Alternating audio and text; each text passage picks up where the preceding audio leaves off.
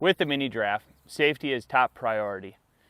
So we want to ensure whenever we're operating the Mini-Jarraff, we have full PPE, that's hard hat, high-vis vest, safety glasses on at all times. To aid us in our safety features, we've programmed this remote to be sure that the bystanders, anybody working around the machine is safe, that the machine is safe, most importantly, operator is safe. The number one thing is you, the operator. When you are running this machine, we can do as much as possible, but at the end of the day, it's you taking those safety steps and precautions and being sure that everything is safely laid out, that you have a good plan in front of you, and you're operating the machine in such fashion. So with the remote, we have 3 joysticks on the remote. The 2 outer joysticks would be your boom operation. So everything from lifting to extending, turning of the saw head, raising and lowering of the boom. And right in the center, you'll see an emergency stop. If anything happens, if you're close to something, you see some dangerous conditions starting to occur, if you hit that button, that's going to kill the machine, that's going to kill the remote, so that nothing happens, and then assess the situation and move forward. Your center joystick is all of your drive functions, so that's forward and reverse, left and right. This center joystick also, if you hold this toggle switch up, that is what we call our auto or manual leveling. And what that is exactly, if you have it in automatic mode, the center of the machine is going to stay vertical forward, fore and aft, and side to side. So if you're ever operating on terrain, it's always going to continually be vertical. And that only occurs when that boom is all the way down in the boom rest. For instance, if you have the boom and you're half extended, that auto leveling function is going to shut off. And that's a predetermined safety preference. So we don't want the machine doing anything that you don't expect it to do. For instance, if you're working next to an electrical line and you move the machine while the boom's in the air, we don't want the machine to counteract and create a potential hazard. So we're sure when that boom is down is the only time that this machine will auto level. You also have a high and a low speed drive function with the machine.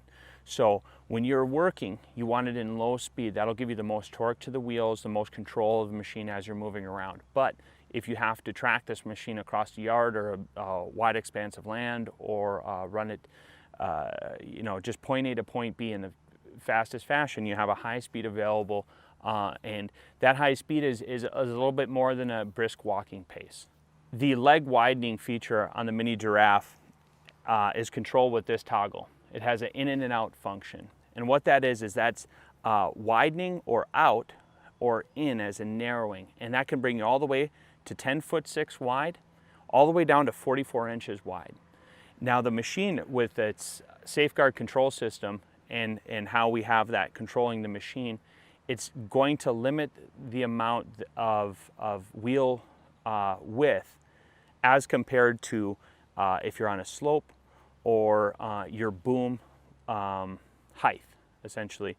And so you can get down to that 44-inch width in the front, but your rear legs may stay as wide as 70 inches to create stability for the machine. But it's automatically going to calculate all that for you. You don't have to think about that. You can just run those legs in as far as you need. But most of the time, you want to be sure that you're running this machine as wide as possible at all times. That's going to give you the best, the best agility, the best stance, being that this machine does not have outriggers. When you run them as wide as possible, you're going to have the best stability when you're cutting. Now, if you're running this machine and you're not fully widened with the wheels, you will have a limited lifting height, and that's for safety. Once again, our safeguard control system is controlling the machine. It's not going to let you put it into a scenario that might create a potential hazard. We want to be sure everybody's safe, so we don't want this machine in a position where it's going to be a potential rollover hazard. So we want to be sure that The legs are as wide as possible when we're operating it, and that just creates the best work environment. Your saw blade is also controlled on the remote here with a simple on and off switch. Now this is a safety toggle, so you do have to pull up on the safety switch and flick it into on. That will turn your saw on. Once you have the machine on, you can control the engine by starting, stopping, or running right on the remote. So you can be away from the machine and still controlling it with quite a bit of control there. If you're ever in auto idle or auto RPM or horsepower management system, if you switch the machine into manual, you're also able to control your engine RPMs off of this switch. Now, built into this remote, we have a tilt sensor, a trip sensor.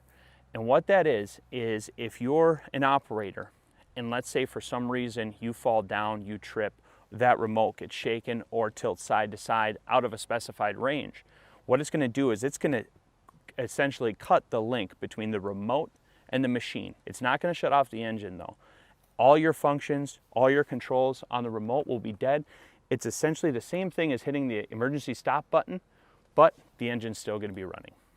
Our remote also has a timeout feature, and what that is it shows, it monitors the remote, and if there's a predetermined time of inactivity, you're not using the controls, it's naturally going to time the remote out. And that's going to kill the link between the machine and the remote, but not shut off the engine. When you're operating the machine, the operator should be 10 feet behind the boom in a semicircle. You always want to stay behind the boom and always be watching for the tires. When you're behind the boom, it gives you a good line of sight to what you're trimming or pruning, along with keeping you out of harm's way. You're not in drop zones. It is all right to have the machine not running, walk around to the front to look at a cut you need to make, but then be sure that before operating the machine at all, you're behind the boom, and that's again a 10-foot semicircle behind the boom.